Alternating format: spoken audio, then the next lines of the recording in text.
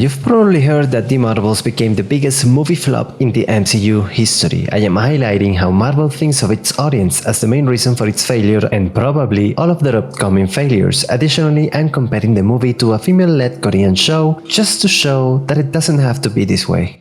Of course, men already hate The Marvels, said GQ in April 2023, 7 months before the movie debuted. The media has been insulting the MCU's main audience for years, and guess what? The Marvel ship continues to sink.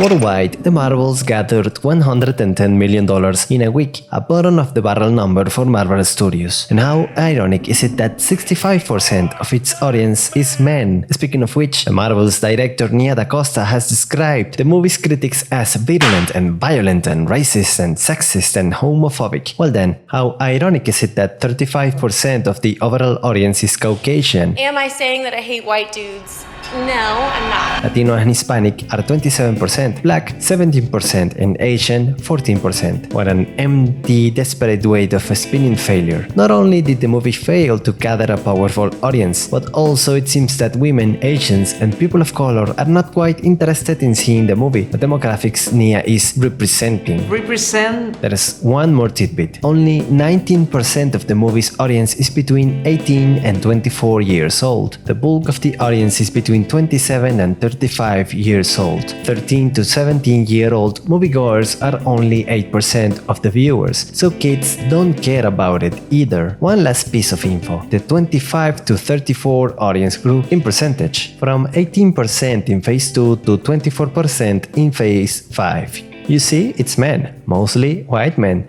the ones who still care enough about Marvel to go see their shitty movies. We men have enjoyed the genre for decades. We saw and loved the 90s Spider-Man and the 90s X-Men animated series. We got excited with the original Spider-Man movies. We followed Wolverine's journey from lone wolf to hero in the Fox X-Men movies. We gave Andrew Garfield a fair chance as the new Peter Parker. We were there for Iron Man's debut as teens. Our young minds understood why Steve Rogers was chosen as the super soldier. And when Tony Stark and Steve Rogers said goodbye in Endgame, we were there as men saying goodbye as well. Naturally, we nerds supported when every Spider-Man showed up in No Way Home. Oh my god! Wow! These heroes share something in common, something that's not in between their legs. That is the struggle, the journey they take towards heroism, the lessons they learn, and the battles they lose. High-quality storytelling is what makes superhero movies stand the test of time. But regardless of the quality, men are more likely to devote their imagination, time, and money into action franchises like the MCU. See, Marvel's past movies have between 55 and 65% male audiences, whereas the female audience has not increased in decades despite Disney's attempts to make everything girly. For example, Endgame has a 62% male viewership and a 38% female viewership. Disney knows this perfectly. That's why they heavily advertised the Marvels in places men enjoy the most. According to iSpot, the Marvels advertising spots had the most impressions during NFL, MLB, and college football matches. So Marvel Studios has a young adult Caucasian male audience, and they promote their stuff for the young adult male audience, but at the same time they are trying to widen their scope to female audiences by pushing hair, heroes, weak effeminate men, and girl power storylines. They are trying to do these two conflicting things at the same time, and the result is telling. It doesn't have to be this way. Female heroes don't automatically mean that a movie or show will be bad or unappealing to general audiences. Now, I know my audience is not particularly interested in K-dramas, but let me use one of my favorite shows of all time as an example. My Name is an 8-episode 2021 action thriller starring Han So-hee. She is Yeon Ji-woo, a young orphan girl looking to avenge the death of her father. This quest becomes a fast-paced spiral of lies as her path leads her to become a mobster infiltrated in the police. This show is violent, gruesome, full of action, drama, and a pinch of romance. And even though it's primarily an action show, the audience is pretty even. 49% men, 51% female. Moreover, 65% of its viewership is between 18 and 34 years old. It has also been one of the most popular Korean shows of all time, alongside titles like Squid Game, Bloodhounds, and The Glory. Having a female lead did not play against its success, and despite Han So-hee being a very attractive woman, her part wasn't sexy in any way. This was her first leading role, and she trained in martial arts for 4 months, gained 10 kilograms, 22 pounds in weight, and recorded all of her action stunts. These stunts were not hanging from ropes in front of a green screen, 5 cuts per kick, or entirely animated sequences. These were dangerous stunts, so many cast members suffered minor injuries during recordings. At one time, Hanso-E fainted because of rib damage. The quality of the action is not the only reason why My Name was a female-led success in the action genre. This show has what Marvel doesn't want to add whenever a lady is front and center: drama and emotions, and good acting. For example, one of the best scenes in My Name is when Jingwo learns the truth about her father's death.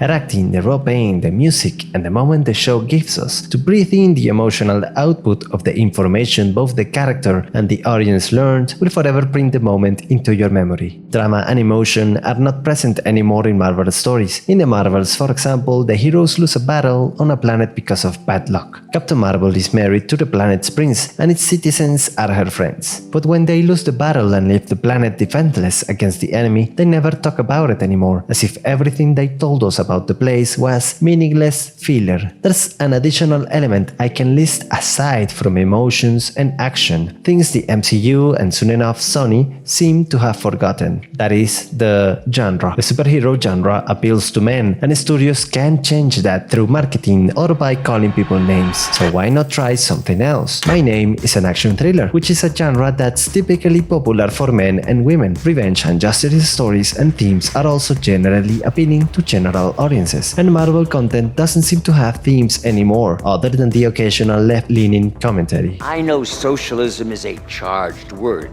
but we could learn a lot. Lastly, My Name's marketing focuses on suspense, action, and both male and female characters. Marvel stories like the Marvels focus on superhero action scenes. In fact, the movie's main plot is about how their powers interact with each other. And think about this, even Black Widow, a movie that's supposedly about female spies, features inhuman, almost superheroic feats. I'm okay, guys. Pure action, and most of all, superhero action is marketing for men. So of course, men hated the Marvels before it debuted. It is not made for us men, but is sold to us. They want our money by making the superhero movies we're supposed to like, but they don't want to make us happy by featuring the type of male, heroic, brave, no-nonsense characters we've liked before. And of course, this movie and any movie or show featuring the same essence is ruined. Hollywood's girl power plots have no emotion, no good action sequences, and no drama, which is not very appealing to people. This is why this type of content tends to look and sound as monotone as the narration in the latest Madame Web trailer. I think I'm seeing the future.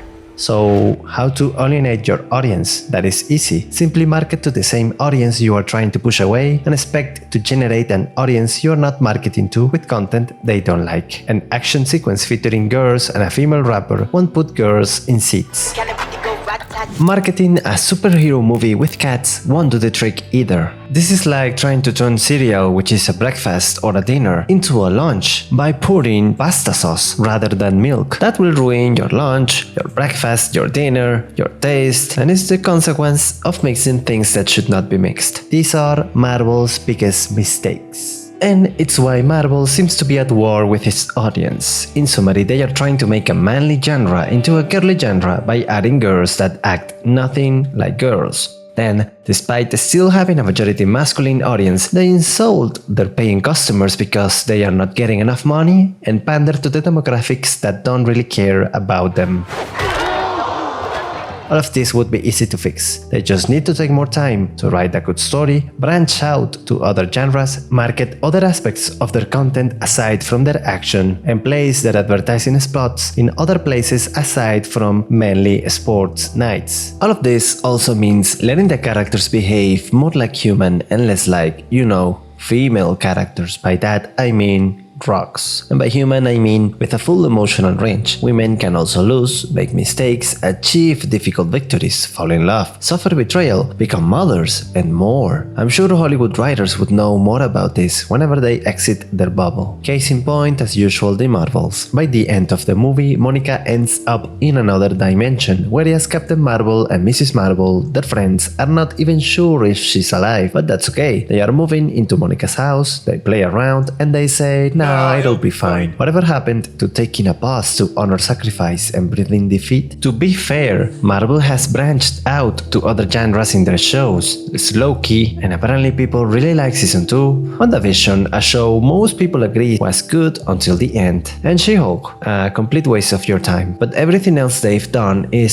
superheroes. There has also been good female-led superhero shows in the past. The core example is Buffy the Vampire Slayer, created by the Avengers director Joss Whedon. It featured strong female characters and themes of identity, feminism, and empowerment. But compared to what Hollywood does now, this show was complex, relatable, creative, and had a strong sense of drama and emotion. I can talk more about this on my next video.